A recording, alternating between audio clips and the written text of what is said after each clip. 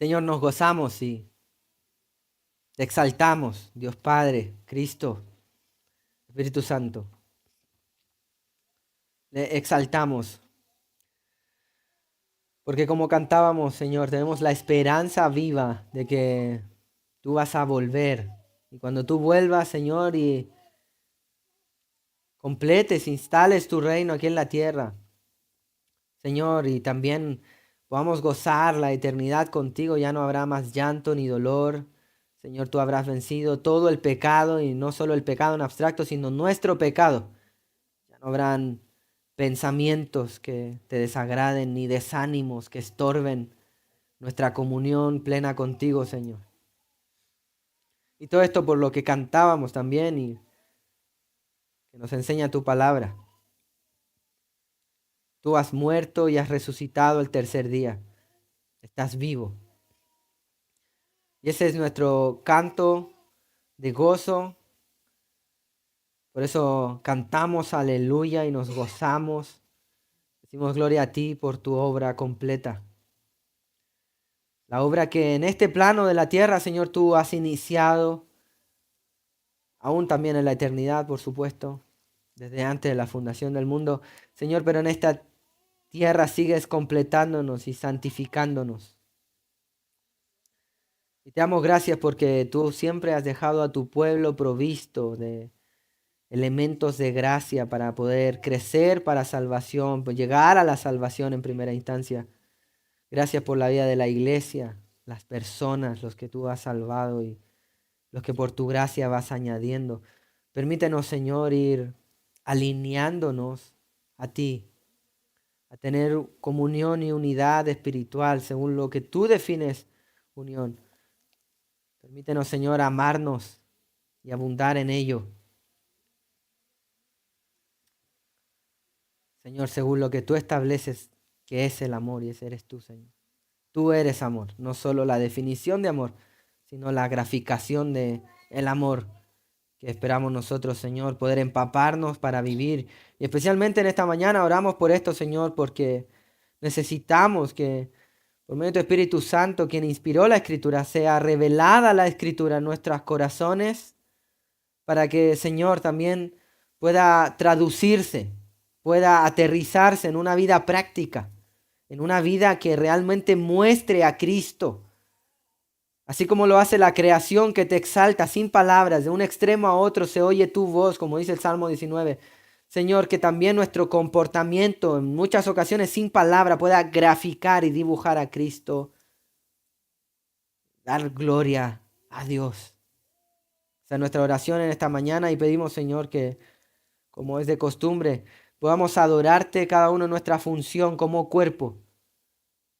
Sé en mí por medio de la predicación de tu palabra, con claridad, firmeza, pasión para mis hermanos, amor. Pero también que ellos puedan exaltarte, Señor, y todos juntos podamos exaltarte también siendo oidores de tu palabra. Siendo oidores de tu palabra para poder, Señor, como es nuestra oración en esta mañana, poder ser hacedores de tu palabra. Nos gozamos, Señor. Te exaltamos y pedimos tu ayuda. Todo esto te lo pedimos en el glorioso nombre de Cristo Jesús. Amén.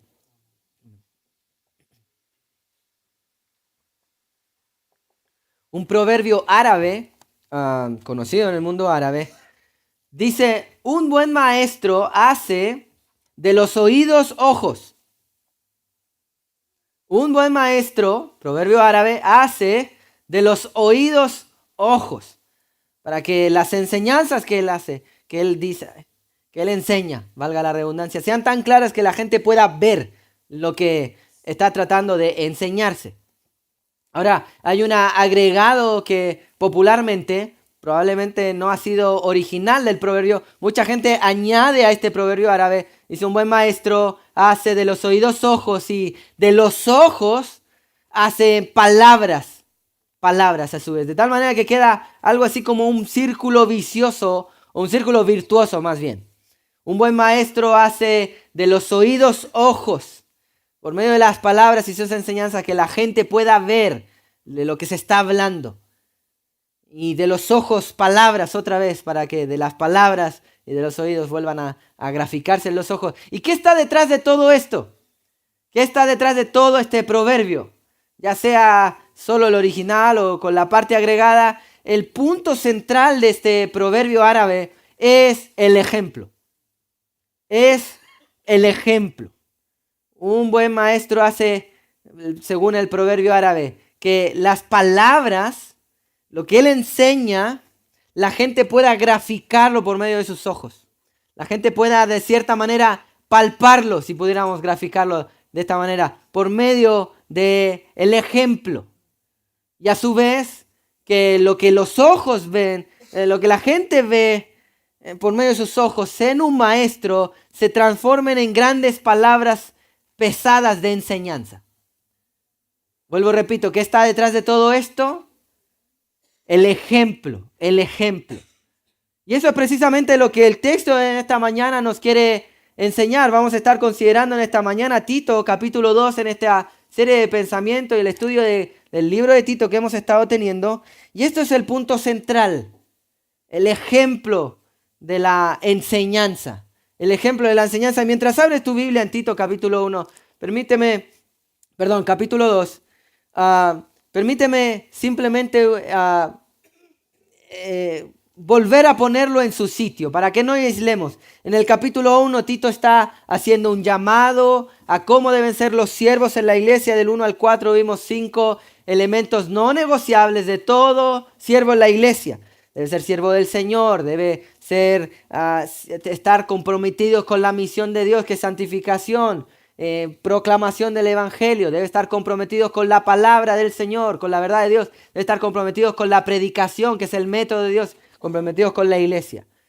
Del versículo 5 vimos en la razón por la que Pablo envía a Tito a la isla de Creta, porque los cretinos, los cretenses estos, tenían pésimos ejemplos. Y Pablo le dice a Tito, y desde el versículo 6 al versículo 9 vimos 5 elementos no negociables de todo líder en la iglesia.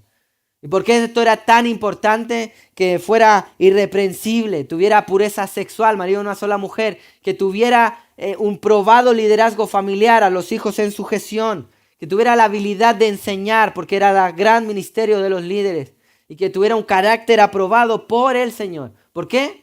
Porque como dice el versículo 10 en adelante, abundan los malos maestros.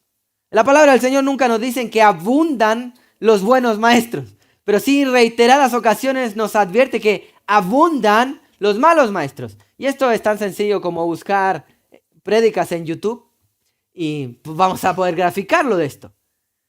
En primer lugar, cuidado mis queridos hermanos, y en segundo lugar, nadie puede ser pastoreado por YouTube, lo sabemos bien. O esperamos saberlo bien, ¿verdad? Entonces hemos de tener cuidado con esto. Y profesan conocer a Dios, pero no lo son, y hemos de resistirlos, hemos de ir en contra de lo que enseñan, hemos de estar alerta todos como iglesia. Es por eso que todos debemos saber esto. Y el capítulo 2 comienza Tito a dividir la enseñanza en 4 grupos de personas: varones adultos, mujeres adultas, y luego lo divide en jóvenes, o las jovencitas y los jovencitos. Y es en este que se encuentran nuestros textos del día de hoy. Vamos a estar considerando el versículo 6 en adelante. Y vamos a leer desde el versículo 1 para no perder el contexto, mis queridos hermanos. Tito capítulo 2, versículos del 1 en adelante. Vamos a leer. Dice así: pero tú habla lo que está de acuerdo con la sana doctrina. Que los ancianos sean sobrios, serios, prudentes, sanos en la fe, en el amor, en la paciencia.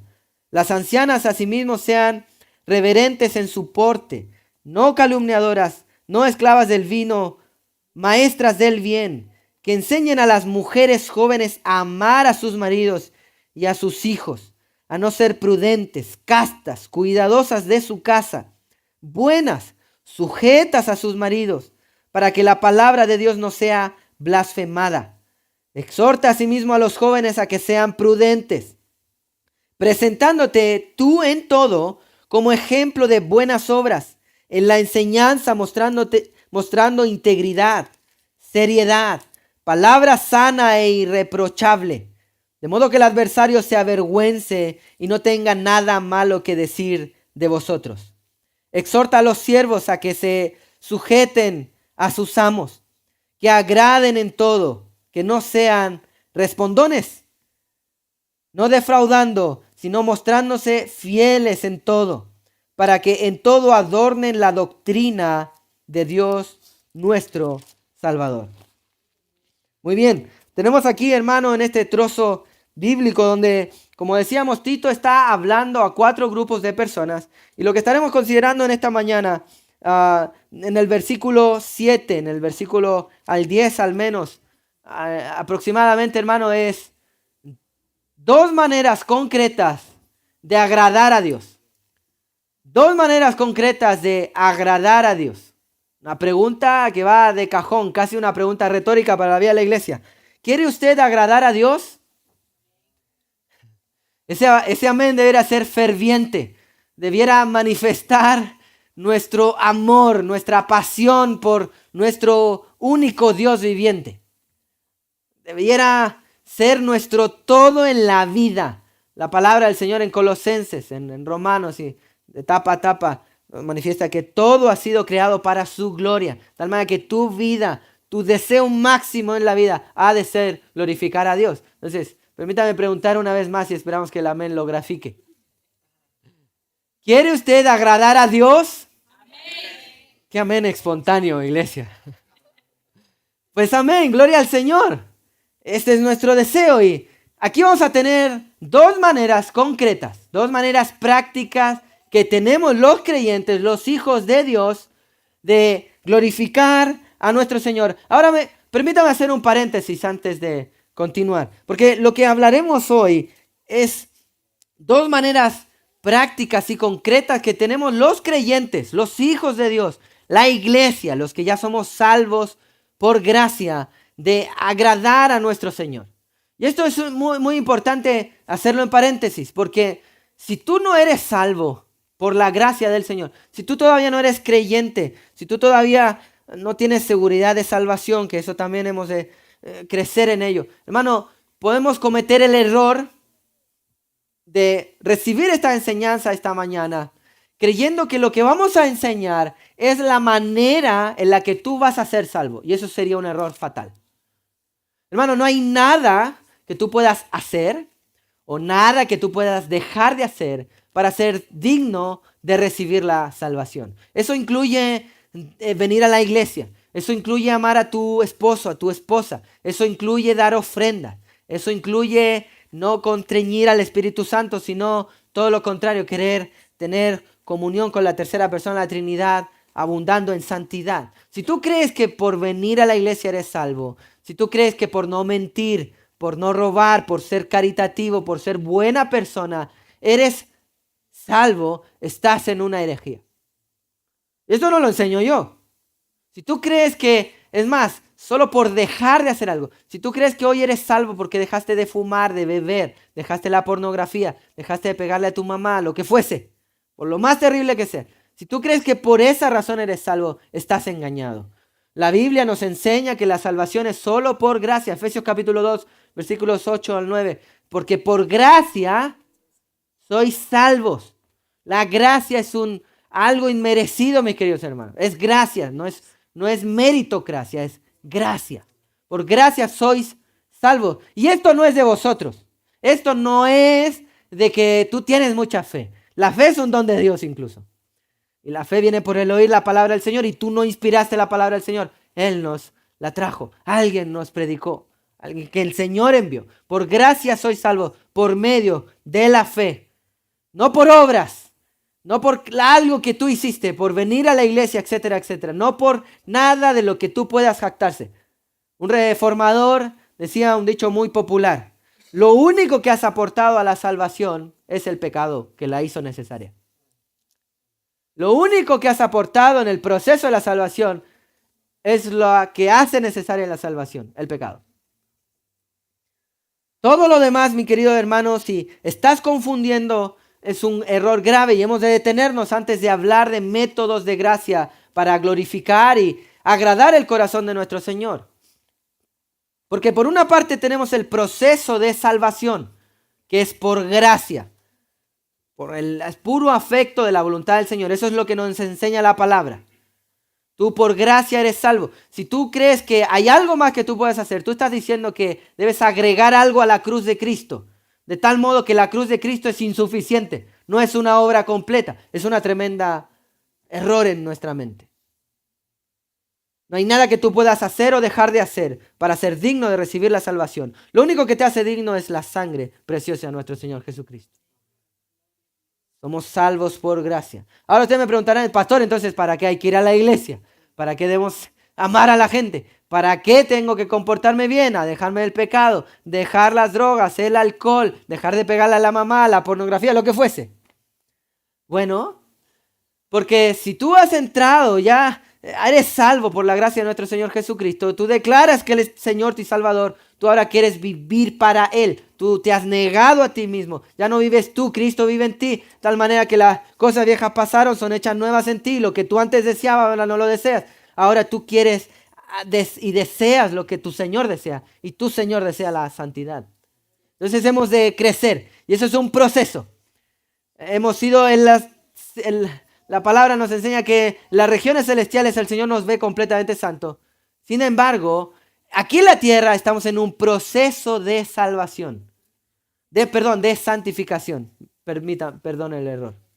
Estamos creciendo constantemente para ser más y más como nuestro Señor Jesucristo, que es el ejemplo supremo, como dice Filipenses capítulo 2. Ahora, para ser más y más como nuestro Señor, entonces sí necesitamos la iglesia, sí necesitamos alejarnos del pecado, sí necesitamos ir, hacer y abundar en buenas obras, para crecer en santificación, para crecer a la imagen de nuestro Señor Jesucristo, una vez que eres salvo.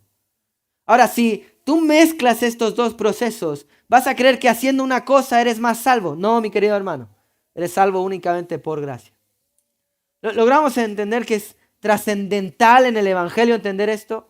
Y si tú no entiendes que lo que vamos a hablar en esta mañana es parte del proceso de santificación, cómo agradamos a nuestro Señor, me temo que puedas estar confundiendo y creyendo que puedes ser salvo haciendo alguna de las cosas que vamos a enseñar esta mañana. Si tú no eres salvo, pídele al Señor. Preséntate humillado, arrepiéntete de tu pecado y pídele al Señor que te salva. Te puedo dar un consejo, y aunque la salvación no me pertenece, un corazón contrito y humillado nuestro Señor no rechaza. Debemos de humillarnos delante de la poderosa mano del Señor. Ahora, si tú eres salvo por la gracia de nuestro Señor Jesucristo, quiero decirte que hemos de crecer a la imagen de Él. Y para eso queremos agradarle. Y ahora cierro el paréntesis, el gran paréntesis, pero muy importante.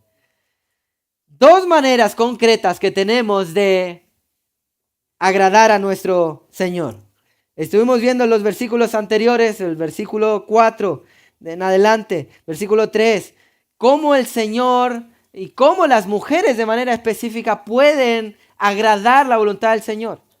Estuvimos viendo que la mujer, como diseño biológico desde el Génesis, Dios la ha creado con funciones específicas que solo ellas pueden cumplir, y gloria a Dios por las mujeres. Les necesitamos, ¿verdad?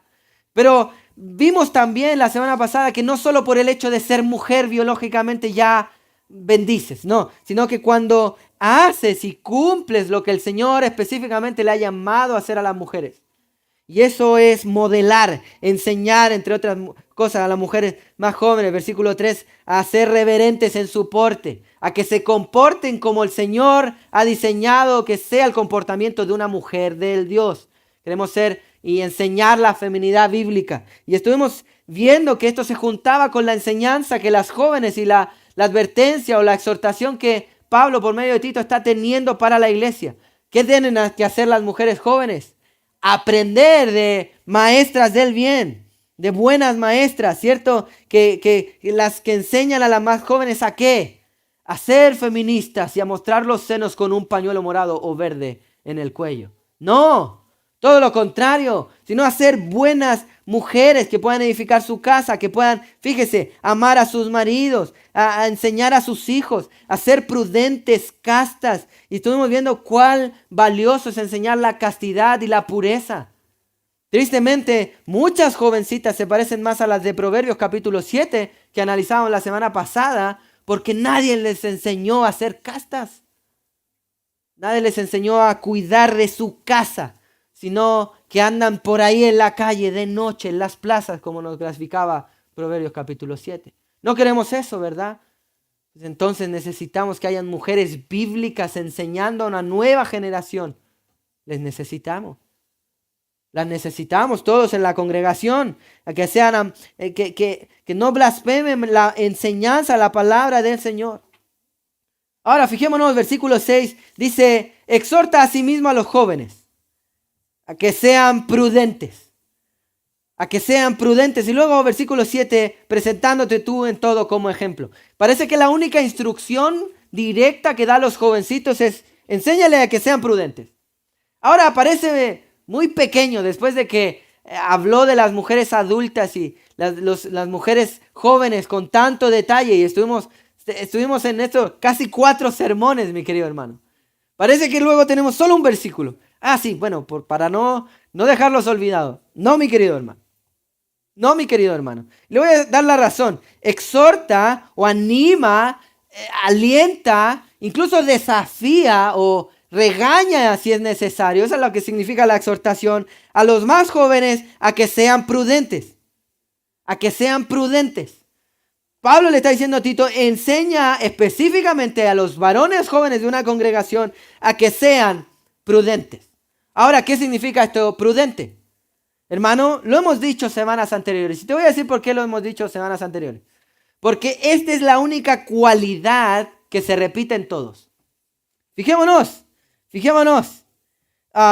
Cuando habla de los adultos, versículo 2, que los ancianos sean sobrios, serios y prudentes. Fijémonos, cuando habla de las mujeres, más abajo, dice: sean reverentes en su porte, no calumniadoras, no esclavas del vino. Y ahí está hablando de la palabra no esclavas del vino. Y maestras del bien, más abajo lo repite, que enseñan a las mujeres a amar a su marido, a ser, versículo 5, prudentes, otra vez.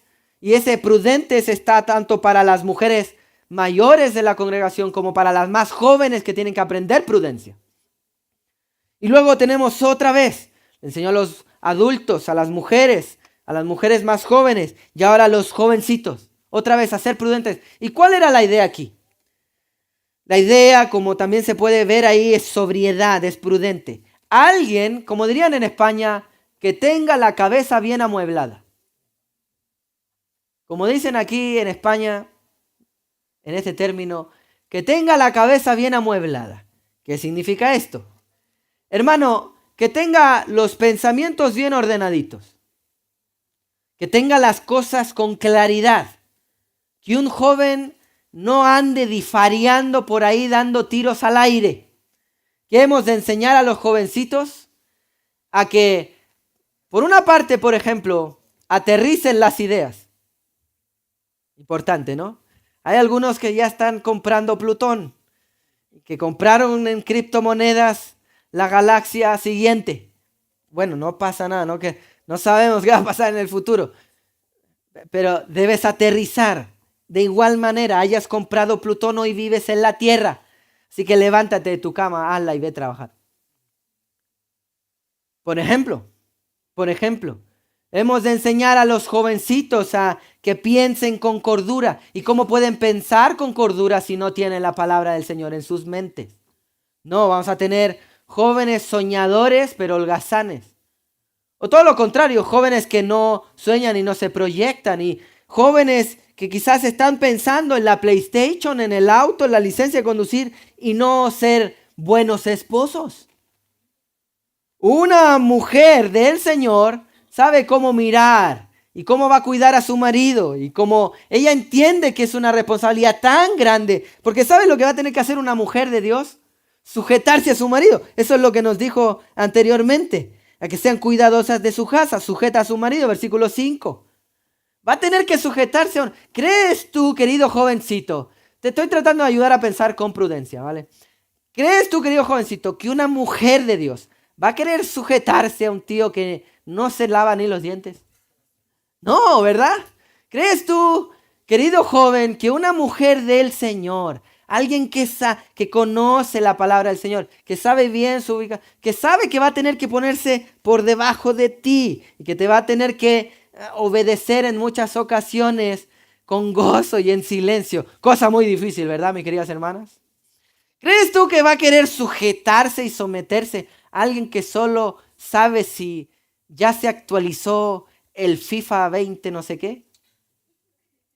Eso es lo que piensan los jóvenes hoy en día. ¿Será que eso es un pensamiento muy prudente? No. No. ¿Crees tú que va a querer una mujer del Señor? Va a estar pensando, mi madre, tendré que obedecer las instrucciones de este tío. Y este tío no tiene la cabeza muy amueblada.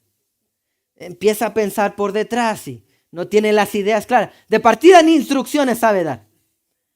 Ni hila palabras coherentes de ese. Ni de corrido habla, voy a sujetarme a él, a su instrucción. No, esto no es bíblico. Mi querida hermana, déjame hacerte una advertencia. Mi querida joven prudente, no te sujetes a alguien así. Tienes la posibilidad de escoger en el Señor. Y puedes orar por tu marido. No vengas con el primero que simplemente se lavó los dientes y ya. ¿Verdad? Eso no sería prudente y tú también eres llamada a la prudencia. Por tanto, los jóvenes con mayor razón deben modelar prudencia y deben modelar sobriedad mental. Cuando hablamos de prudencia es alguien que tenga la mente equilibrada, alguien que tenga dominio de sus pensamientos, o como diría Gálatas 5, en los frutos del Espíritu, tenga un dominio propio. Tenga aún control de las ideas, de las proyecciones. Eso es una exhortación bíblica para los jóvenes. Que comiencen a pensar. Déjeme hacer un paréntesis aquí. Muy curiosamente, escuchaba en el mes de febrero, por la gracia del Señor, tenía la posibilidad de estar en una conferencia de matrimonios y hablaban sobre la crianza de los adolescentes. Y el pastor llega a la predicación y dice, hermanos, tengo poco que decir. Una conferencia más o menos grande. Entonces, pero bueno, no se preparó, ¿qué pasó? Y porque de manera enfática y directa la palabra del Señor no menciona este periodo y rango etario. Fíjese usted, Pablo aquí se lo divide a Tito solo en 4 grupos de personas. Adultos, hombres, mujeres y jóvenes. No hay preadolescencia. Y tampoco está diciendo qué edad. Porque fíjese usted, cuando habla de las mujeres jóvenes, les está diciendo que amen a sus maridos. Es decir, son jóvenes, pero ya están casadas. Son jovencitas, pero ya tienen que saber cuidar a sus hijos. Tienen hijos. Entonces no estamos hablando de adolescentes, como lo llamaríamos hoy. Entonces, ¿qué tenemos que decir en este periodo de edad que parece ser que tienen cuerpo de adultos, pero piensan como niños y todavía no controlan su cuerpo? Son torpes. ¿Qué decimos de ese rango de edad? De la edad del pavo se dice en algunos países. No sé si conoce. Cuando ya están ahí como todavía no dominio de su cuerpo, pero ya empiezan a echar barbas y huelen fatal. ¿Qué hablamos de ese periodo? Te voy a decir algo, hermano. ¿Por qué el predicador daba la razón? ¿Por qué tengo tan poco que decir? Porque la Biblia no habla de ellos directamente. No dice adolescente. ¿Y por qué es esto? Porque ese término se inventó más recientemente. Más recientemente. Antes o eres joven o pasas a la adultez. ¿Saben? Uno de los grandes problemas y engaños de cómo Satanás cautiva a los jóvenes, a los jovencitos de 40 hoy en día, es que todavía no se dan cuenta que deben pensar como adultos y ser prudentes. Que Satanás está tratando de retrasar por medio del sistema la adultez. Por medio del PlayStation, por medio de la televisión, por medio del Netflix. Permítame por favor ir más lejos. Por medio del sistema educativo de la sociedad.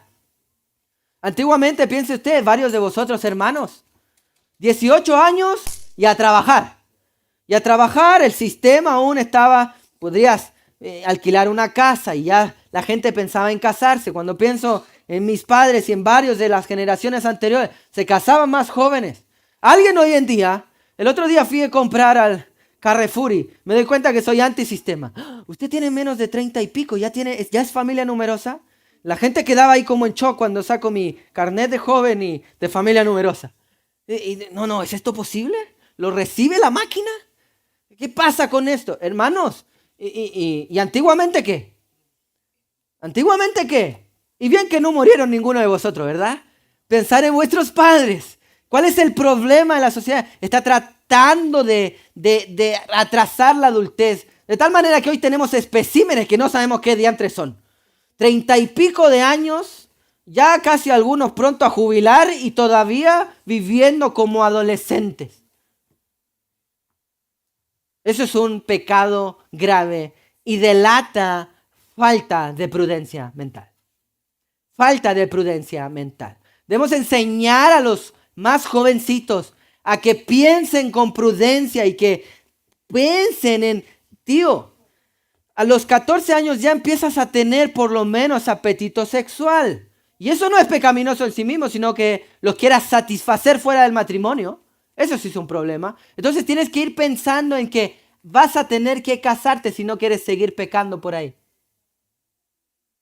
Oh, pero tiene 14 años. ¿Y cuál es el problema? Yo te voy a decir el PlayStation que probablemente el papá consumió. Que también lo trata de retrasar. Hermanos, antes a los 15 años, bien que podías trabajar. Ya son hombres, el cuerpo biológico lo va señalando. Y por favor, no estamos tratando de acortarle la infancia a nadie. Lo que estoy diciendo es que ya no son infantes. Hemos de educarles, que aprendan a trabajar y a que vean cuánto cuestan las cosas, porque van a tener que ser responsables de la mujer del Señor si es que Él les permite casarse. Y si no, ¿qué vamos a tener? Una sociedad cada vez más tardía, retrasada y poco prudente. Esto exhorta a los jóvenes que sean prudentes. Versículo 7, presentándote tú en todo como ejemplo de buenas obras. Permítame enfatizar que este pasaje del versículo 7, en la gramática original, lo primero que dice es en todo. En todo. Eso es lo que domina el versículo. En todo. En todo, preséntate como ejemplo de buenas obras. Aquí tenemos una bisagra, que como lo teníamos antiguamente, cuando empieza a exhortar a las mujeres adultas y luego, sin darnos cuenta, ya comenzó a enseñar a las mujeres jóvenes. Aquí también tenemos a Pablo enseñando a los jóvenes, pero a su vez dando directrices, directa, valga la redundancia, enseñanzas directas, órdenes directas a Tito, como él debe ser. Como él debe ser. ¿Se fija bien cómo es el cambio gramatical aquí, mi querido hermano? Jóvenes, exhórtales a ser prudente, tú haciendo esto. ¿Cómo tienen que enseñar a los jóvenes a ser prudentes? Como dice aquí, en todo, Tito teniendo que presentarse delante de los jóvenes como un ejemplo. Presentándose como un ejemplo en todo. Aquí la palabra ejemplo, mi querido hermano, es tupos o tipos, donde viene la palabra tipos, tipos de. Tupos, ahora la palabra, escuchaba a un buen experto en griego diciendo, esto se usaba también para las estampas. Ese golpe que se daba en los sellos, en las cartas, por ejemplo, con un timbre antiguamente sobre la cera de la vela aún caliente. Pero también un tupos era un bofetón que te dejaba una marca. Ahora esta palabra incluso en la Septuaginta, en la versión griega del Antiguo Testamento, habla del tabernáculo, que era, o aún hablando de los ídolos, eran tipos de dioses falsos, pero eran imágenes. Ahora permítame volver al proverbio. La idea aquí es que Pablo le está diciendo a Tito, tú debes enseñar a los jóvenes, tú mismo transformando sus oídos en ojos. Tú mismo siendo un tipo de pequeño Señor o pequeño Dios en este contexto. Tú graficando, tú siendo una marca visible delante de sus ojos para que ellos sepan qué camino deben seguir. Esta es la idea que Pablo le está encareciendo a Tito. Todo lo que tú hagas, querido Tito, debe ser un modelo para que los más jóvenes quieran seguirlo. Es decir, si ellos tienen que casarse no tan adultos, ¿sabe qué tenía que hacer Tito? Casarse joven también.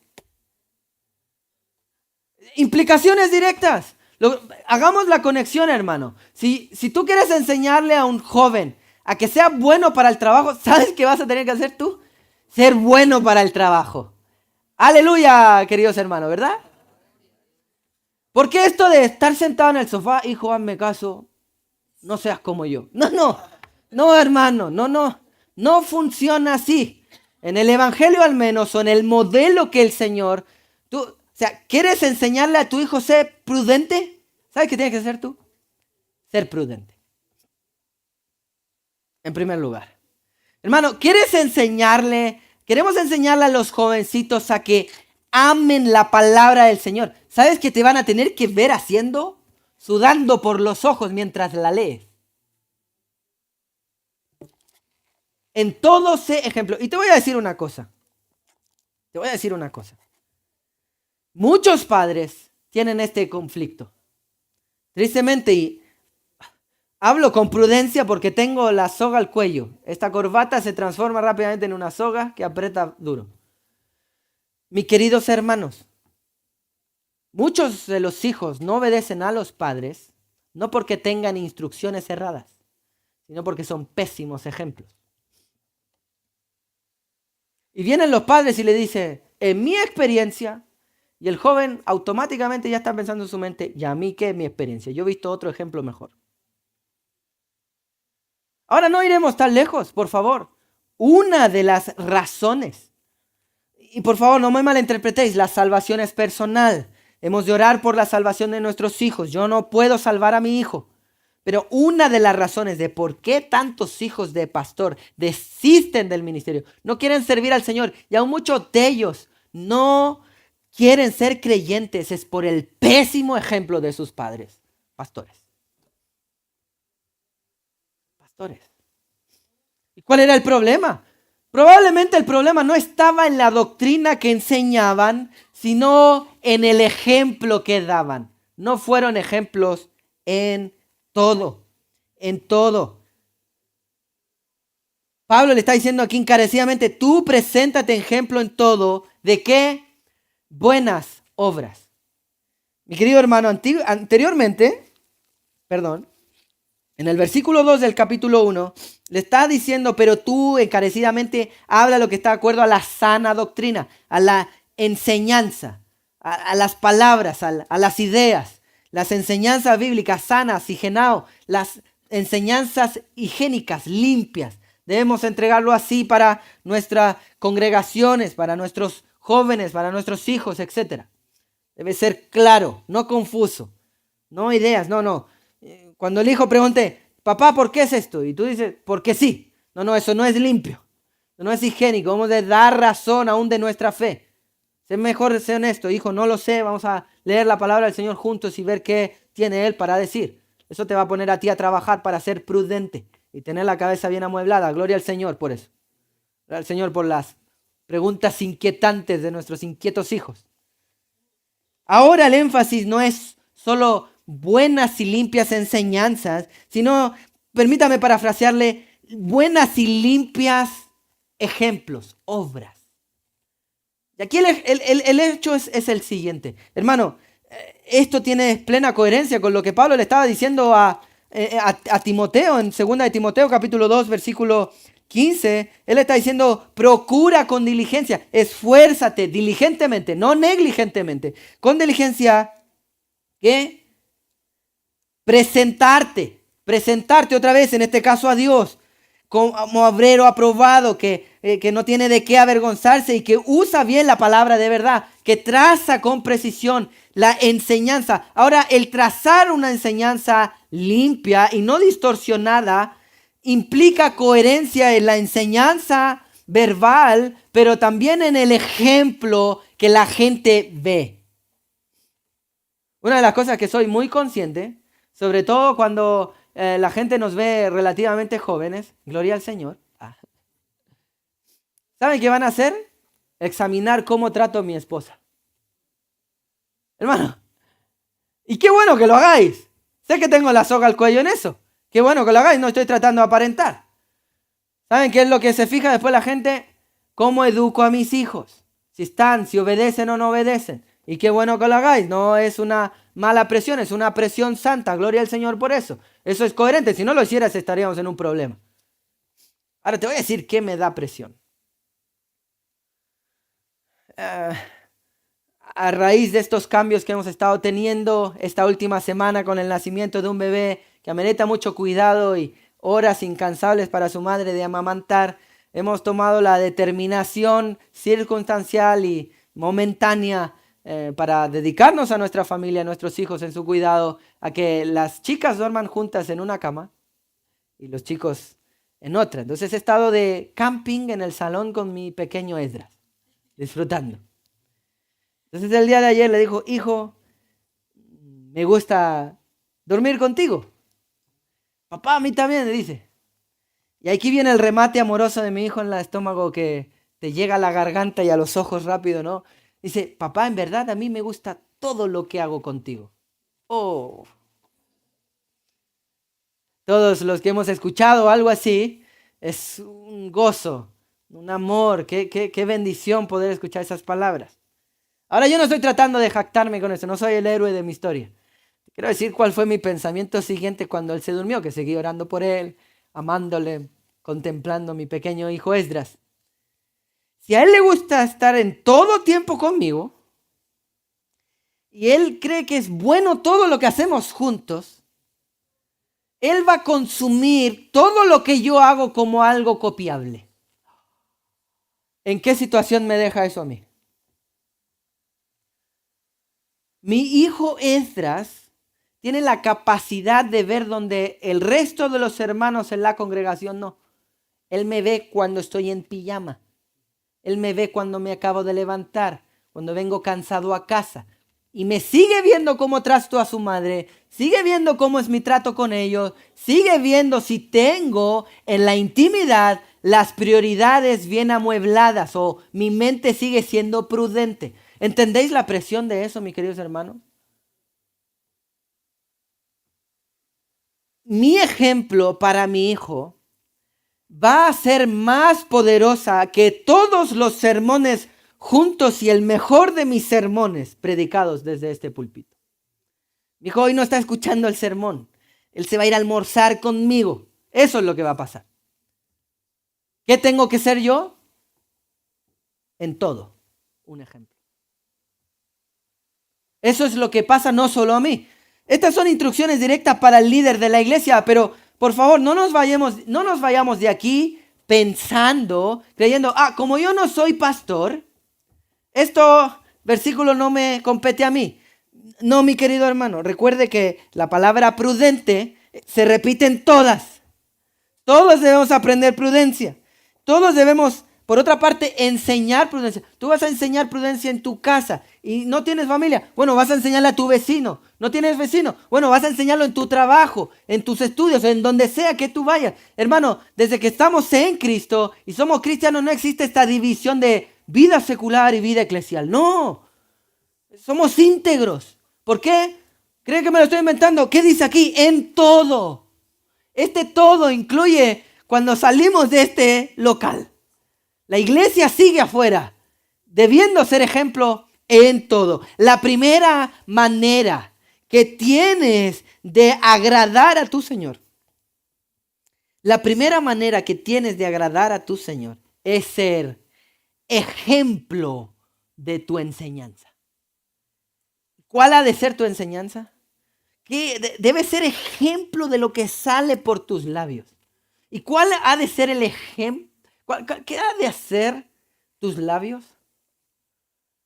Salmo 19, el último versículo. Sean gratos delante de ti, oh Dios, los dichos de mi boca. ¿Cuáles dichos? Josué 1:8. Nunca se apartará de tu boca este libro de la ley, sino que de día y de noche meditarás en él. Paréntesis, de la abundancia del corazón o de tu meditación habla tu boca. Cierra paréntesis. De día y noche meditarás en él, entonces harás prosperar tu camino. ¿Y no prosperan así las familias también? ¿Qué es lo que ha de ser ejemplo de buenas obras? Ahora, hermano, pensad en esto de buenas obras. No tenemos tanto tiempo. Pero Pablo está diciendo, debe ser ejemplo. Preséntate como un obrero aprobado que no tiene de qué avergonzarse. Y eso lo va a citar más adelante. De tal manera que aún el enemigo no sienta vergüenza cuando no pueda de qué acusarte, porque eres un ejemplo. Fíjese usted, versículo 8, 9 y 10. Ahora, esto de buenas obras, rápidamente a alguno de nosotros se viene Santiago. El libro de Santiago que dice, hermano, tu fe, tu creencia, tu enseñanza, tu doctrina es mentira, es falsa si no tienes buenas obras. La fe sin obra es obras, mismas obras. Hermano, Dios te ha salvado por gracia, Efesios capítulo 2, versículos 8 y 9. ¿Para qué? Versículo 10, para que abundéis en buenas obras, nuevamente. Para que abundéis en buenas obras. La fe sin obra es muerta. Santiago lo pone en este contexto, no tenemos tiempo para ir ahí, pero déjame traerlo a tu mente. Tú me dices que tienes enseñanzas, doctrinas, y yo te digo que tengo obras. Está poniendo cara a cara a dos personas. Muéstrame tu fe sin tus palabras, sin tu enseñanza, que yo te mostraré mi enseñanza por mis obras. ¿Se dan cuenta el peso que tiene el ejemplificar la enseñanza? ¿Quieres agradar a tu Señor? Ejemplifica lo que crees. Ejemplifica la doctrina. Mi hermano, nos exhortaba por medio de la alabanza nuestro hermano Joao. Hermano, podemos tener el púlpito en esta congregación más sano que pueda ya existir en la vida. Y cuando me refiero a sano es sana enseñanza, sana doctrina, versículo 1, capítulo 2. El que enseña todas las doctrinas bíblicas con claridad y con mucha contundencia. Pero si no lo aterrizamos a nuestra vida práctica, que no es solo sentados aquí, sino cuando ya salimos afuera, somos una iglesia de hipócritas. Somos, ¿sabes cómo qué? Como los cretinos estos de Creta. Somos como los cretenses. Somos como, tiempo atrás cuando partimos la carta de Tito, yo decía, somos como los evangélicos Fútbol Club, que de nombre lo tienen todo, y tienen una Biblia y una mano junta orando en su logo.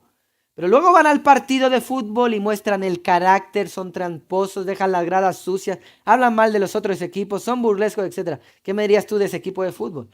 ¿Es un equipo de fútbol cristiano? No.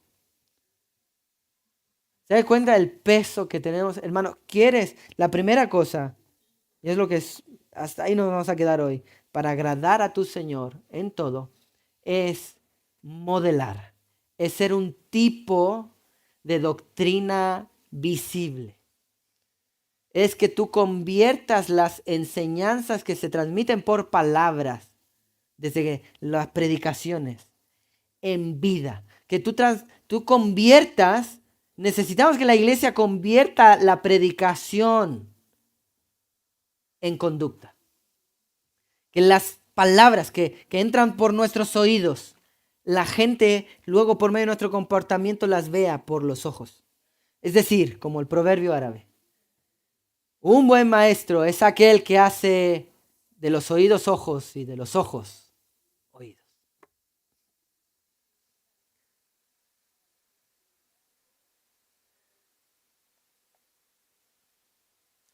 Solo para la gloria del Señor.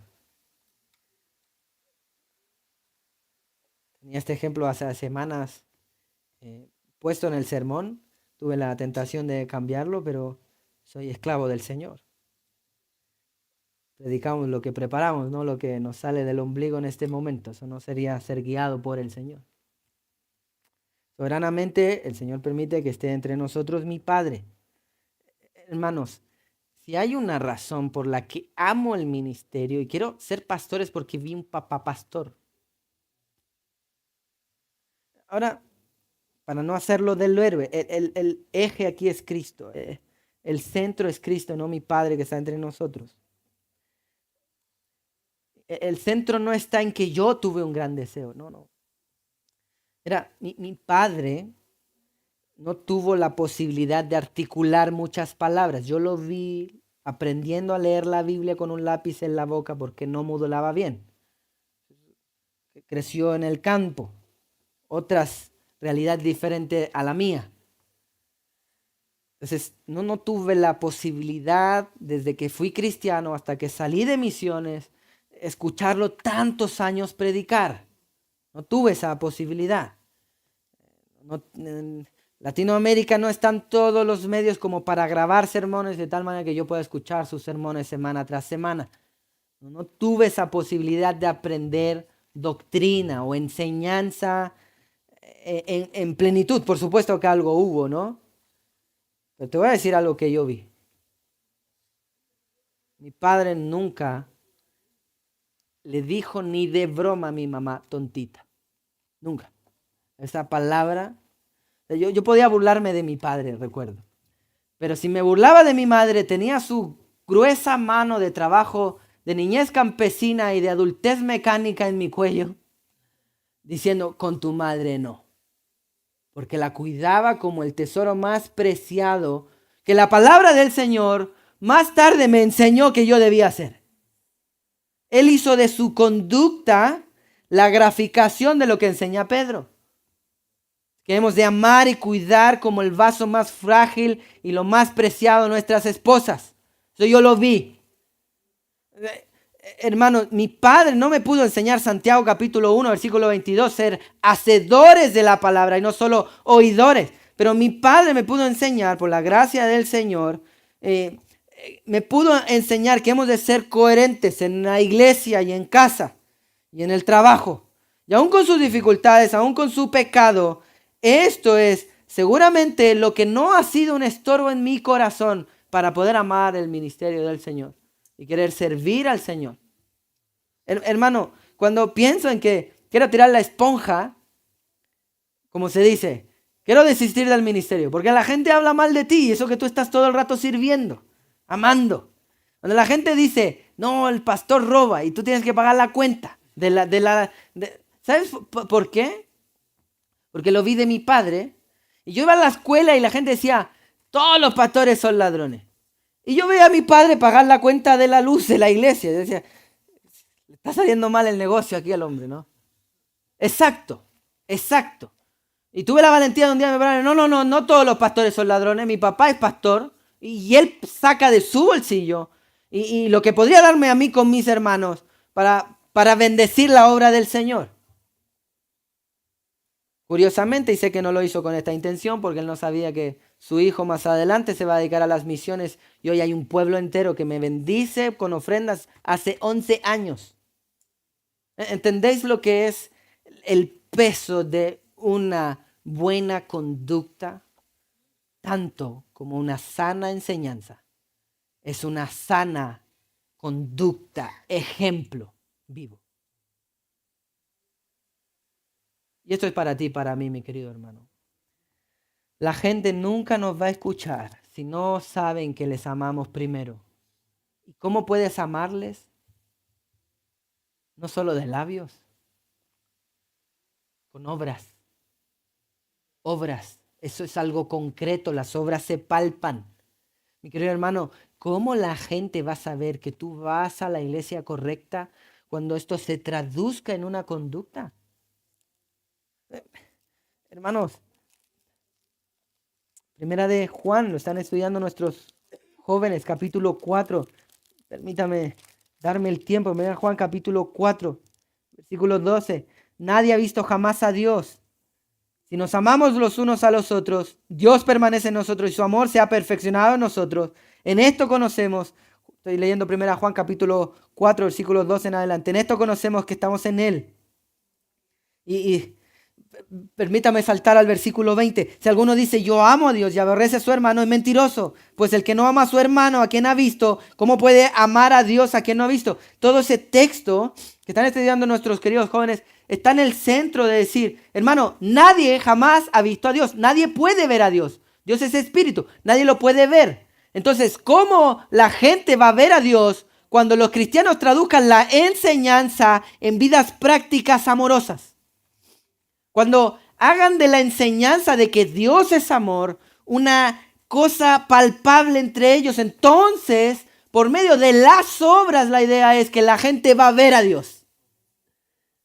Si no aterrizamos la sana doctrina a la vida cotidiana, al lunes a las 8 de la mañana, cuando tienes que levantarte al trabajo, al martes por la tarde cuando quieres volver a casa y hay tráfico o no hay asiento en el bus, lo que fuese. Si no lo traduces ahí, entonces estamos destinados a la imprudencia, a ser cretinos como los cretenses.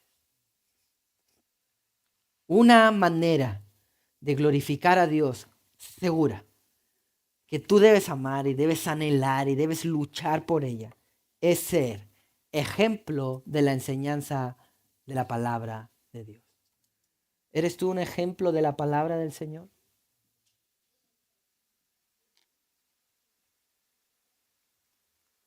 Lo hemos dicho en otros sermones. Tenemos certeza que la gente en el mundo no lee la Biblia.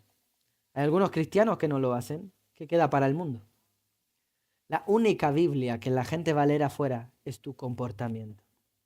Son tus obras. ¿Cómo están tus obras?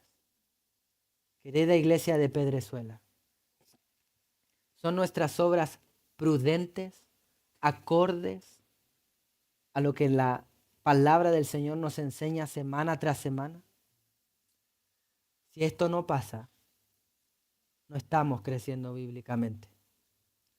Si esto no pasa, no vamos a ser sal y luz de Pedrezuela. Que el Señor nos ayude. Vamos a orar.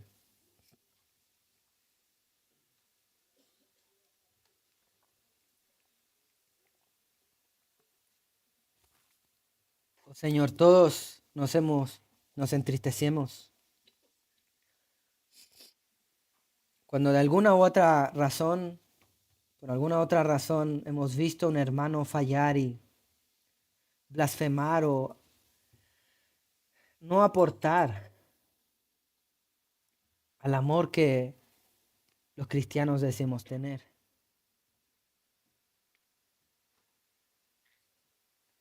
Señor, todos nosotros nos entristecemos cuando te fallamos, producto del Espíritu Santo en nuestra vida.